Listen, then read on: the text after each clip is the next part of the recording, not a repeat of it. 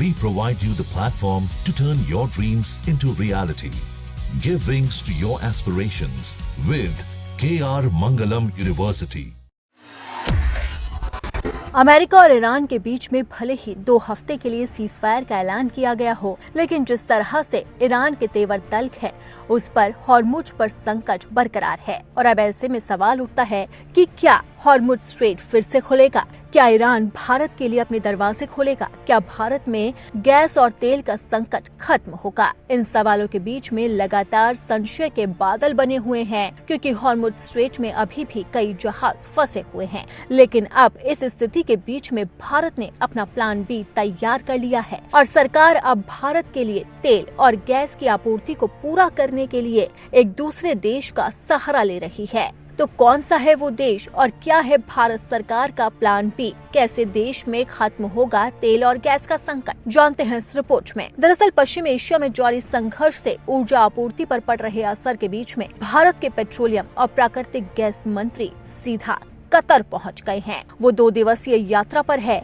Qatar Bharat की LPG और LNG की जरूरतों का प्रमुख सोर्स है, यानी कि हरदीप सिंह पुरी उस देश में पहुंचे हैं जहां से भारत के लिए एलपीजी और एलएनजी के लिए रास्ते खुलेंगे। कतर भारत के लिए एलएनजी और एलपीजी दोनों का सबसे बड़ा सप्लायर है। कतर से एलएनजी की 45% और एलपीजी की 20% सप्लाई होती है। अपनी विशाल निर्यात सुविधा पर हुए हमलों के बाद इस खाड़ी देश ने गैस निर्यात पर फोर्स मेजॉर घोषित किया था और कहा था कि पूरी तरह से ठीक होने में उसे कई साल लग सकते हैं। मार्च 2026 में कतर की रास लफान सुविधा पर हुए हालिया हमलों की वजह से आपूर्ति बाधित हो गई।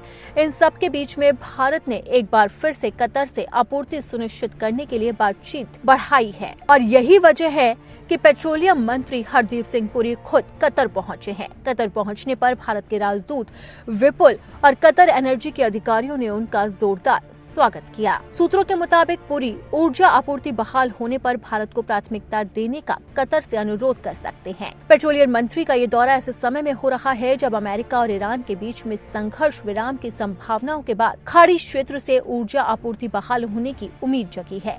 भारत अपनी प्राकृतिक गैस की करीब आधी और एलपीजी की लगभग 2/3 जरूरत आयात से पूरी करता है, जिसमें अधिकांश आपूर्ति पश्चिम एशिया से होती है। माना जा रहा है कि इस यात्रा के दौरान ऊर्जा आपूर्ति बहाल करने, मौजूदा समझौते की समीक्षा करने और द्विपक्षीय ऊर्जा सहयोग को मजबूत करने पर चर्चा हो सकती है। और अगर कतर इस पर राजी हो जाता है तो भारत के लिए एलपीजी और तेल का रास्ता और आसान हो जाएगा। तो अब देखना होगा कि भारत का ये प्लान बी किस तरीके से काम करता है और क्या वाकई में कतर भारत को तेल और गैस देने के लिए राजी होता है।